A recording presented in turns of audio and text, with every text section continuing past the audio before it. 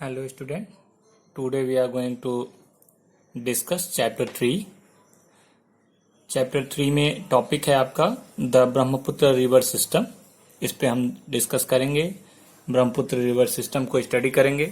चलते हैं, समझते हैं कैसे क्या क्या है ब्रह्मपुत्र रिवर में, क्या कैसे हमको समझना है. जैसे सबसे पहली चीज होती है किसी भी रिवर को समझने के लिए उसका राइज एंड पॉइंट, कि वो कहाँ से राइज हो रहा है, या फिर कह दें कि उसका जो है स्टार्टिंग पॉइंट कहाँ है. तो वो अगर देखा जाए ब्रह्मपुत्र का, तो मैंने इसके पहले जब इंडस रिवर सिस्टम पढ़ाया था उस समय ही इस चीज को समझाया था कि देखो ऐसा है कि दोनों का राइज एंड पॉइंट एक ही जगह है. यहाँ पे भी हमें यही समझना है कि इसका भी राइज एंड पॉइंट, यानी कि ब्रह्मपुत्र का भी राइज एंड पॉइंट वही है जो इंडस का है. बस डिफरेंस ये है दोनों में कि एक जो है वेस्टर्न साइड से, मानसरोवर लेक के वेस्टर्न साइड से एक राइज होती है जिसका नेम इंडस है, और एक का राइज एंड पॉइंट जो है वो है आपका ईस्टर्न पार्ट, यानी ईस्ट से, जो मानसरोवर लेक है उसके ईस्ट से. जैसे एक हमने रफ फिगर बना के समझाने का प्रयास किया है कि यहाँ देखिए, ये जो आपका एक मानसरोवर लेक है, इस मानसरोवर के लेक के वेस्ट साइड से, देखिए यहाँ पे अगर देखा जाए तो ये साइड वेस्ट होगा, इधर ईस्ट होगा. इसके वेस्ट साइड से यहाँ से आपका क्या है, ये इंडस का राइज एंड पॉइंट है.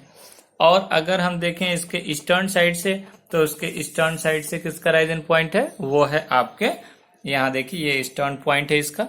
इस ईस्टर्न पॉइंट से इसका ब्रह्मपुत्र का राइज एंड पॉइंट है. ये मानसरोवर लेक आपको पता है कि तिब्बत के पास, तिब्बत में सिचुएटेड है. ऐसे समझिएगा कि तिब्बत के बिल्कुल नजदीक तिब्बत का ही पोर्शन है, वहां से वहां पे ये सिचुएटेड है जो आपका मानसरोवर लेक है. यहाँ से दोनों रिवर का, और दोनों बड़े ही क्लोज हैं, दोनों का राइज एंड पॉइंट एक दूसरे के बड़े ही क्लोज हैं, क्योंकि एक ही लेक है तो स्वाभाविक है कि दोनों का क्लोज होना. दूसरी चीज ये है कि ये दो जो आपका ब्रह्मपुत्र की लेंथ अगर देखी जाए तो बल्कि इंडस से ज्यादा ही पड़ेगी, कम नहीं पड़ेगी. देखा है थोड़ा बहुत ज्यादा ही होगा इंडस, ये ब्रह्मपुत्र का जो लेंथ है. लेकिन एक दोनों में डिफरेंस ये है कि इसका भी ज्यादातर पोर्शन, यानी कि जो फ्लो है इसका, वो इसका ड्रेनेज सिस्टम जो है वो ज्यादातर जो है अदर कंट्रीज में है. आप कह सकते हैं कि चाइना से होकर के ज्यादा है. ये आपको ध्यान में रखना है. आपकी इंडिया में इसका जो लेंथ है बल्कि कम है, लेकिन फिर भी इंडस के कंपैरिजन में इंडस से ज्यादा ही लेंथ आपके इस आपके इंडिया में ब्रह्मपुत्र का है. अब आते हैं, बात करते हैं कि ब्रह्मपुत्र रिवर सिस्टम पे क्या क्या है. तो राइज एंड पॉइंट तो आपको समझ में आ गया कि इसका राइज एंड पॉइंट कहाँ है. इसके बाद हम थोड़ा सा समझते हैं कि जो है यहाँ पे जो नामचा बरवा. अब नामचा बरवा क्या है? नामचा बरवा जो है ये एक प्लेस का नेम है जो कि सिचुएटेड है कहाँ पे, अरुणाचल प्रदेश में. ये ध्यान रखिएगा, नामचा बरवा सिचुएटेड है कहाँ, अरुणाचल प्रदेश में. इसी प्लेस पे, नामचा बरवा वाले प्लेस में आकर के जो आपका ब्रह्मपुत्र रिवर है वो यू टर्न लेती है. जैसे देखिए यहाँ फिगर में आपको दिखाया गया है कि ये पैरेलल, हिमालय के पैरेलल चलती है. हिमालय के जो बिल्कुल आप समझ सकते हैं कि साउथ साइड में, या फिर सॉरी नॉर्थ साइड में, इसी हिमालय के पैरेलल आती है और आकर के यहाँ नामचा बरवा एक प्लेस है, ये आपका पोर्शन, यहाँ पे यू टर्न लेती है. एक गॉर्ज बड़ी सी क्रिएट करती है और वहीं से यू टर्न लेती है. और यू टर्न लेने पे उस प्लेस का नेम, जहां पे ये यू टर्न लेती है, वो उसका नेम है नामचा बरवा. और वहां से अरुणाचल प्रदेश में एंटर कर जाती है. उसी नामचा बरवा पोर्शन से अरुणाचल प्रदेश में एंटर करती है. वहां पे अब यहाँ पे थोड़ी सी चीज जो है समझना है कि अरुणाचल प्रदेश में जहां पे ये यू टर्न लेती है, जो गॉर्ज क्रिएट करती है, वहां पे इसका नेम जो है वो दिहांग है. यानी अरुणाचल प्रदेश में इसका नेम दिहांग के नेम से इसको जाना जाता है. और ये जो आपका जब असम में एंटर करती है, जब असम वाले पोर्शन में एंटर करती है, तब इस रिवर का, अब देखिए यहाँ थोड़ा सा कंफ्यूजन बहुत होती है क्योंकि इस रिवर के नेम बहुत हैं, वो भी हम सारी चीजें क्लियर कर देते हैं, एक एक पॉइंट आपको बताते चलेंगे कि यहाँ पे जो अरुणाचल प्रदेश में जहां पे वो एंटर करती है वहां पे इसका नेम दिहांग के नेम से इसको जाना जाता है। और इसके पहले जब चाइना में रहती है ये, या फिर कह लीजिए तिब्बत से, जहां से राइजन पॉइंट है इसका, तिब्बत से लेकर के चाइना का पूरा पोर्शन जब कवर करती है तो इसका नाम सांगपो होता है। इसका नेम क्या होता है? सांगपो। ध्यान रखिएगा, ये उस क्षेत्र में जो हिमालय के पैरेलल चल रही है, जब तक चाइना वाले पोर्शन से होकर के आ रही है, वो उस क्षेत्र में इसका नेम जो है वो सांगपो के नेम से जाना जाता है। लेकिन जैसे ही आपके इंडिया में एंटर करती है तो उसका नेम दिहांग हो जाता है। अरुणाचल प्रदेश में, असम में एंटर करती है तो इसको ब्रह्मपुत्र के नेम से जाना जाता है असम वाले रीजन में। और यही रिवर जब आपके फ्लो होकर के बांग्लादेश में एंटर करती है, जहां पे ये गंगा से मिलती है, तो जब आपके बांग्लादेश में एंटर करती है तो इसका नेम जमुना हो जाता है। बांग्लादेश में जब तक ये रिवर सिंगल फ्लो हो रही है तब तक इसको क्या कहते हैं? इसका नेम जमुना के नेम से। जैसे देखिए यहाँ पे थोड़ा सा, जब तक ये बांग्लादेश वाले क्षेत्र में जहां थोड़ा सा एंटर करती है उस क्षेत्र में इसको क्या कहते हैं? इसको जमुना के नाम। यमुना और जमुना में डिफरेंस, यमुना वाई से स्टार्ट है जो हमारे वहां गंगा की ट्रिब्यूटरी है, और ये जो है जमुना जो है, ये जमुना जो है वो आपका बांग्लादेश में इसी ब्रह्मपुत्र रिवर को ही कहते हैं। अब यहाँ पे एक चीज और समझना है कि जमुना यानी कि जो आपका ब्रह्मपुत्र रिवर है, ये स्ट्रीम जब गंगा वाले स्ट्रीम से मिल जाती है, दोनों जो ही मिल करके, दोनों एक साथ ज्वाइंट होकर के सदर्न साइड की साइड मूव कर जाते हैं, तब इसका नेम, जब सिंगल स्ट्रीम बन जाती है दोनों जुड़ करके, उस समय इसको हम क्या कहते हैं? उस समय इसको हम नेम देते हैं मेघना। आपने पीछे पढ़ा है, हमने वहां पे समझाया भी था कि दोनों ज्वाइंट होते ही क्या हो जाते हैं, जब सिंगल स्ट्रीम में चेंज होकर के और सदर्न साइड की साइड मूव कर जाते हैं तो वो उसका नेम, उस स्ट्रीम का नेम मेघना हो जाती है। तो यहाँ पे कंफ्यूजन बिल्कुल क्लियर होना चाहिए, कोई कंफ्यूजन माइंड में नहीं होना चाहिए, कोई क्रिएट मत करिएगा माइंड में कि इसका नेम, क्योंकि नेम को लेकर के बड़ी कंफ्यूजन है। तिब्बत जहां से राइजन पॉइंट है वहीं से इसका नेम सांगपो हो जाता है, और चाइना होते हुए ये सांगपो ही चलता है, और चाइना होते हुए जो ही आपके इंडिया में नामचा बरवा एक प्लेस है जहां पे अरुणाचल प्रदेश में एंटर करती है, नामचा बरवा में जो ही एंटर करती है इसका नेम दिहांग हो जाता है, जहां वो गॉर्ड्स क्रिएट करती है, मूव करती है यू टर्न लेकर के, वहां पे दिहांग नेम से जाना जाता है, अरुणाचल में दिहांग। उसके आगे आते हैं तो जो ही आपके इंडिया में, ये असम में एंटर करती है, असम में इसका नेम ब्रह्मपुत्र हो जाता है, और असम से जो ही आपके बांग्लादेश में एंटर करती है इसका नेम जमुना हो जाता है। ये ध्यान रखना है, ये 3-4 नेम आपके इसके हैं। अब यहाँ पे थोड़ी सी बात और कर लेते हैं कि इसकी कुछ ट्रिब्यूटरीज हैं, छोटी छोटी ट्रिब्यूटरीज हैं।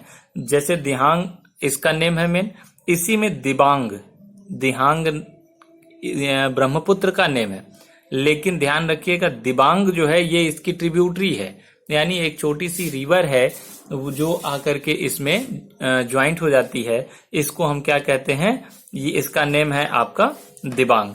और इसी असम वाले रीजन में एक और आपकी ट्रिब्यूटरी है छोटी सी इसकी, वो है, उसका नेम है लोहित। तो यहाँ पे ध्यान रखिएगा, असम वाले क्षेत्र में या असम रीजन में अगर देखा जाए तो वो क्या है? दिबांग, दिहांग, ये दोनों आपके, सॉरी, दिबांग और लोहित, ये दोनों क्या हैं? इसके ट्रिब्यूटरी हैं, ये इसमें आकर के मर्ज हो जाते हैं और आगे आकर के बांग्लादेश में एंटर करती है। ये बांग्लादेश में इसको जमुना के नेम से जानते हैं। अब जब आपका ये बांग्लादेश में एंटर करती है जमुना के नेम से जानते हैं, और जमुना जो है, या फिर ऐसे कह लीजिए ब्रह्मपुत्र रिवर वाले स्ट्रीम, जब गंगा रिवर के स्ट्रीम से दोनों ज्वाइंट हो जाते हैं और सदर्न साइड की साइड मूव करते हैं, तो वहां पे इसका नेम मेघना के नेम से जाना जाता है। अब आते हैं, ये पूरा आपका ब्रह्मपुत्र रिवर के बारे में था, लेकिन इसमें एक चीज और समझना है, और वो ये है कि जब ये सांगपो के नेम से, या फिर कह लें कि जब ये तिब्बत से इसका राइजन होता है या फिर राइज होती है तिब्बत से, मानसरोवर लेक से, चाइना वाले जितने भी पोर्शन से होकर के आता है, वहां पे इसके पास कोई एलुवियल बहुत ज्यादा नहीं होता है। एलुवियल या सिल्ट या क्ले ये ज्यादा लेकर के नहीं आती। क्यों?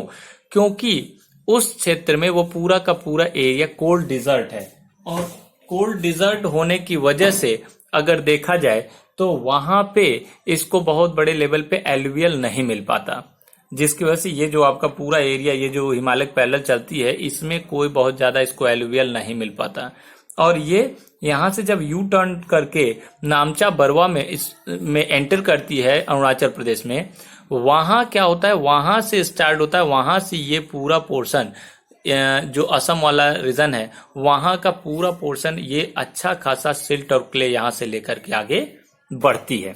दूसरी चीज, ये इसकी ब्रॉडनेस बहुत ज्यादा है, यानी इसकी विड्थ जो है वो बहुत ज्यादा है। देखा जाए तो ये रिवर जो है चौड़ाई में बहुत ज्यादा है, और इसकी विड्थ ज्यादा होने की वजह से, और एक और कारण है कि इसका जो बॉटम लेयर है वो बहुत ज्यादा स्वैलो है, यानी कि बहुत उथला है, वो बहुत ज्यादा डीप नहीं है, जिसकी वजह से जो ही थोड़ा सा फ्लडेड होता है वो पूरा रिवर का वाटर जो है स्प्रेड हो जाता है, और जिसकी वजह से वहां का ब्रह्मपुत्र, ये असम वाला रीजन जो है वो बहुत ज्यादा फ्लडेड हो जाता है। दूसरी चीज, यहाँ पे एक चीज और देखी जाए कि इसी स्वैलो होने की वजह से, या फिर कह लीजिए कि डीप गॉर्ज ना होने की वजह से, वैली जो आपकी इसकी ड्रेनेज सिस्टम है वो बहुत ज्यादा डीप ना होने की वजह से, हम देखते हैं कि उस एरिया में, माने आपके ब्रह्मपुत्र वाले रीजन में, यानी असम वाले क्षेत्र में, यहाँ पे इसने कई जो है वो क्या है, वो रिवेरियन आइलैंड क्रिएट किए हैं, जिसमें आपको मैंने पीछे पढ़ाया भी था, आज फिर मैं एक बार डिस्कस कर रहा हूं इसमें, कि वर्ल्ड का लार्जेस्ट रिवेरियन आइलैंड, यानी कि वर्ल्ड का लार्जेस्ट रिवेरियन आइलैंड अगर देखा जाए तो वो कहाँ है, वो इसी रिवर में माजुली के नेम से जाना जाता है। ये ध्यान रखिएगा, इस पैराग्राफ में आपसे ये क्वेश्चन पूछा भी गया है इस रिवर से रिलेटेड कि वर्ल्ड का लार्जेस्ट रिवेरियन आइलैंड का नेम क्या है, आप फाइंड आउट करें। तो ये ध्यान रखिएगा, वर्ल्ड के लार्जेस्ट रिवेरियन आइलैंड का नेम माजुली है, जो कि 3 स्क्वायर किलोमीटर का है, और वो सिचुएटेड है कहाँ पे, इसी ब्रह्मपुत्र रीजन में। क्योंकि इसकी विड्थ बहुत ज्यादा है, लेकिन डीप न होने की वजह से, स्वैलो रिवर होने की वजह से, इसमें बहुत ज्यादा डिपोजिशन वहां से लाए हुए, जो आपके वहां इसी अरुणाचल और असम वाले रीजन से जो एलुवियल ला करके डिपॉजिट करता है, जिसकी वजह से वहां पे एक बड़ा जो है रिवेरियन आइलैंड, एक नहीं कई आपके रिवेरियन आइलैंड वहां पे देखने के लिए मिलते हैं। अब आ जाते हैं, ये इतनी चीजें आपको इसके बारे में माइंड में फीड करके चलना है। आगे चलते हैं, नेक्स्ट टॉपिक है आपका द पेनिनसुलर रिवर। हम लोग जानते हैं कि जिस भी रिवर का राइजन पॉइंट आपका पेनिनसुला होगा, उसी को हम पेनिनसुलर रिवर कहते हैं। और हमें यह भी पता है कि जो ये पेनिनसुलर रिवर है वो पेरेनियल ना होकर के सीजनल में रखा जाता है, इसलिए क्योंकि यहाँ पे कोई ऐसा नहीं है कि जो रिवर है जिसका राइजन पॉइंट किसी ग्लेशियर से हो। इस यहाँ पे जो भी जिसका भी राइजन पॉइंट है वो पेनिनसुला है, और कोई ग्लेशियर नहीं है पेनिनसुलर में, इसलिए वहां पे क्या है कि ये आपका पेरेनियल नहीं हो सकता, बल्कि सीजनल होता है। जब रेनफॉल होती है तो ये पूरा अच्छा खासा वाटर फ्लो होता है, और जैसे ही रेनफॉल समाप्त होती है कुछ दिन बाद इसमें ब्लॉकेज आने स्टार्ट हो जाते हैं, या फिर कह लीजिए इसका फ्लो बहुत कम हो जाता है। अब आते हैं टॉपिक पे कि जितने भी पेनिनसुलर रिवर हैं उसमें ज्यादातर पेनिनसुलर रिवर का राइजन पॉइंट वो वेस्टर्न घाट है। आप समझिए, मैंने आपको समझाया था पहले भी कि जो भी यहाँ पे आपको बताया था कि western Ghat is higher than eastern Ghat. तो वेस्टर्न घाट जब हायर है, यानी कि इसका स्लोप किधर बनेगा, ये इसकी ऊंचाई ज्यादा है कंपैरिजन टू ईस्टर्न घाट, तो इसकी ऊंचाई ज्यादा होगी, तो ये कंफर्म है कि इधर से स्लोप इधर बनेगा। तो जो भी रिवर है वो पेनिनसुलर रिवर में ज्यादातर रिवर का जो राइजन पॉइंट है वो वेस्टर्न घाट है। और वेस्टर्न घाट जैसे गोदावरी, कृष्णा, कावेरी जितने भी हैं, इसमें सभी के राइजन पॉइंट वेस्टर्न घाट होने की वजह से इनका फ्लो जो बनता है वो किधर बनता है, वेस्ट टू ईस्ट बनेगा। और ये गॉर्ज कहाँ क्रिएट करेंगी, वो गॉर्ज क्रिएट करेंगे आपके ईस्टर्न घाट पे, यानी बे ऑफ बंगाल में जाकर के वो मर्ज होंगे या अपने गॉर्ज क्रिएट करेंगे। लेकिन यहां पे थोड़ा सा और समझना है कि नर्मदा और तापी यही दो रिवर ऐसी हैं जिनका क्या है, ये दोनों लॉन्ग रिवर हैं अगर देखा जाए, कि जिनका जो आपका फ्लो है वो वेस्टवर्ड है, यानी कि ये जा करके यहाँ देखिए, यहाँ से वेस्टवर्ड यही आपके पेनिनसुलर रिवर में यही लॉन्ग रिवर हैं जिनका फ्लो जो है वो वेस्टर्न साइड में होकर के, यानी वेस्टवर्ड होकर के जा करके अरबियन सी में गॉर्ज क्रिएट करता है। बल्कि गॉर्ज नहीं, यहाँ पे एक वर्ड आई है, एस्चुअरी क्रिएट करता है, नॉट गॉर्ज। थोड़ा सा आप समझिएगा इसको, गॉर्ज नहीं क्रिएट करता है बल्कि एस्चुअरी डेवलप करता है। अभी हम इसको भी समझाते हैं एस्चुअरी क्या होती है जब हम आगे इसको डिस्कस करेंगे तो, या यही समझ लीजिए कि एस्चुअरी क्या है। एस्चुअरी का मतलब यह है कि deep gorge is known as the estuary, यानी जब गॉर्ज बहुत डीप हो, यानी कि उसका जो है वो बहुत डीप गॉर्ज क्रिएट करे कोई रिवर, उसी को हम एस्चुअरी कहते हैं। जैसे हमने कह दिया कि कोई रिवर है, यहाँ पे ऐसे समझिएगा, रिवर कहीं ऊपर से आकर के फ्लो होकर के नीचे गिर रही हो, तो ऊंचाई से जब गिरेगी तो यहाँ नीचे जो गॉर्ज बनेगा वो बहुत डीप बनेगा, क्योंकि इसका फ्लो बहुत ज्यादा ये डीप बनेगा ऐसे। तो जब डीप गॉर्ज बनेगा, ये जो डीप गॉर्ज क्रिएट होगा, इसी को हम क्या कहते हैं, एस्चुअरी कहते हैं। तो यहां पे समझना है कि एस्चुअरी क्या है, एस्चुअरी है डीप गॉर्ज। और जो अदर रिवर हैं, जो प्लेन एरिया के रिवर हैं, जैसे अभी हमने गंगा में देखा कि वो गॉर्ज क्रिएट करती, क्योंकि वो जहां अपना माउथ ओपन करती है जाकर के, जैसे बे ऑफ बंगाल में या अरेबियन सी में जहां माउथ ओपन करती है, वहां पे ऊपर से नहीं गिरती। चूंकि यह पेनिनसुलर रीजन होने की वजह से ये क्या है, यहाँ पे इग्नियस रॉक पाया जाता है जो कि हार्ड रॉक होता है, और वो डीप वैली से होकर के आकर के सीधे फ्लो होकर के नीचे की साइड, ऊपर से हाई पीक पॉइंट से नीचे गिरती है। हाई पीक पॉइंट से जब नीचे गिरेगी तो ये श्योर है कि वहां क्या होगा, वहां एक बड़ा जो है आपका डीप पोर्शन क्रिएट होगा, तो उसको हम डीप गॉर्ज कहते हैं, या उसी को हम एस्चुअरी के नेम से जानते हैं। अब इसी में हम थोड़ी सी बात कर लें कि नर्मदा एंड तापी, यही दो रिवर ऐसी हैं, लॉन्ग रिवर हैं, जो कि आप देखेंगे और भी रिवर हैं लेकिन उनका जो लेंथ है वो बहुत कम है। अभी हम उसके बारे में भी आगे, जैसे भरत पूजा है, ठीक है, भरत पूजा है, या फिर हम कहते हैं कि अन्य भी हैं रिवर जो कि क्या है, जिनका साबरमती है, इनका जो है बहुत शॉर्ट कोर्स है, यहीं वेस्टर्न घाट से राइजन भी है और यहीं से जाकर के इसी आपके अरबियन सी में जाके मर्ज हो जाती हैं, या अपनी गॉर्ज क्रिएट कर लेती हैं, या एस्चुअरी डेवलप करती है। तो वो बहुत ज्यादा लॉन्ग ना होने की वजह से उसके बारे में यहाँ पे ज्यादा डिस्कशन नहीं किया गया है। जो लॉन्ग रिवर्स हैं, जो मेन आपके रिवर्स हैं, उन्हीं के बारे में यहाँ पे डिस्कशन हुआ है।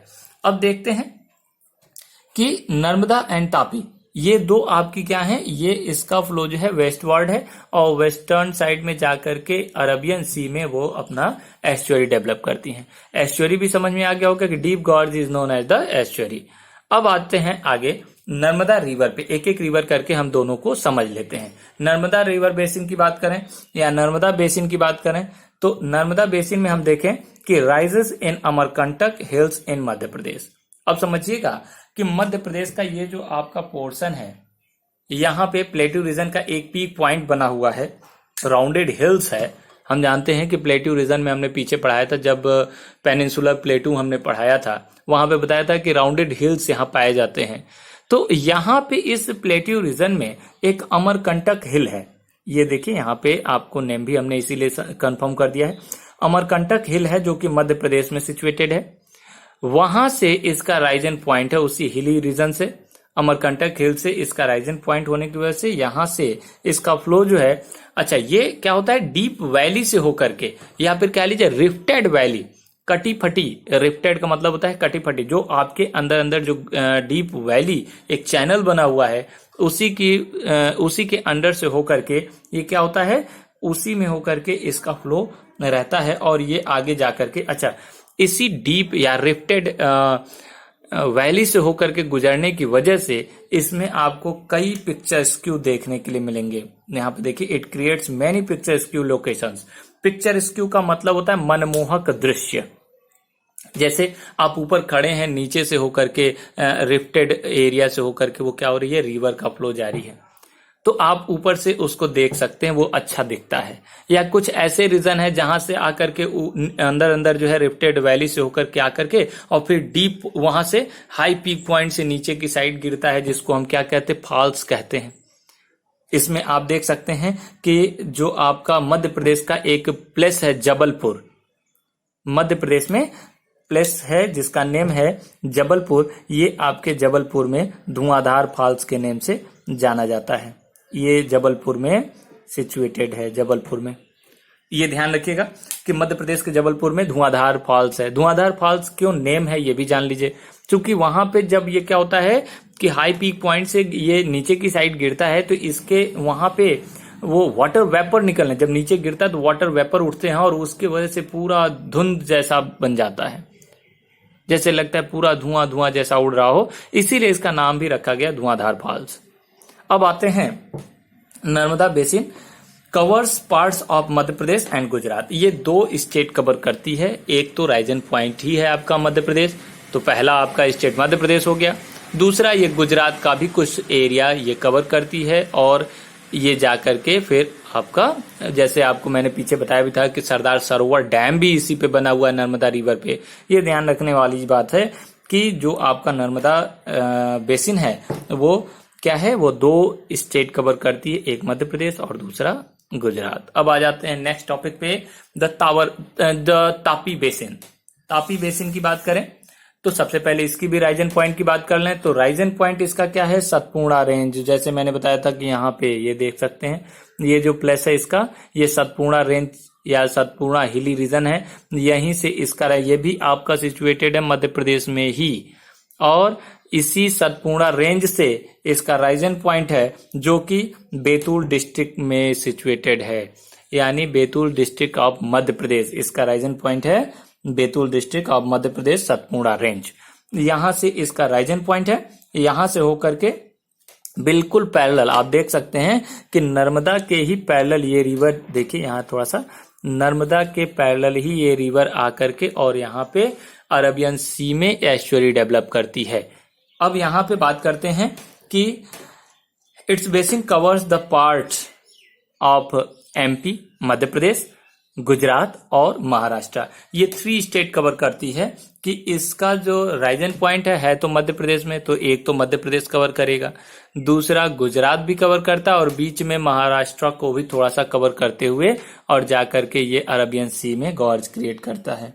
अब इसी एरिया में देखा जाए तो वेस्टर्न घाट से ही कुछ ऐसे भी रिवर हैं जो बहुत शॉर्ट कोर्स हैं, जैसे भरत पूजा हुआ, साबरमती हुआ। ये जो आपके क्या हैं, ये छोटे छोटे रिवर हैं जिनका राइजन पॉइंट जो है वो आपका वेस्टर्न घाट है, और वो भी यही आपके अरबियन सी में ही गॉर्ज क्रिएट करते हैं। लेकिन लॉन्ग रिवर ना होने की वजह से उनका नेम यहाँ पे नहीं दिया गया है, या दिया भी गया है तो एक शॉर्ट कोर्स, बल्कि वहां पे ये पूछ दिया गया है कि हाँ आप बताइए किस स्टेट से इसका राइजन पॉइंट है, और कुछ नहीं दिया गया। उसके बारे में पूरा आपको डिस्कस नहीं किया, क्योंकि केवल यहाँ पे मेजर रिवर्स के बारे में हमें डिस्कस करना है, ना कि माइनर रिवर्स के बारे में। आज के लिए बस इतना ही। आप तापी रिवर बेसिन तक का पूरा आपको टॉपिक क्लियर होना चाहिए। नेक्स्ट टॉपिक आपका गोदावरी रिवर सिस्टम पे हम डिस्कस करेंगे। आज इतना ही आपको डिस्कस करेंगे। Thank you.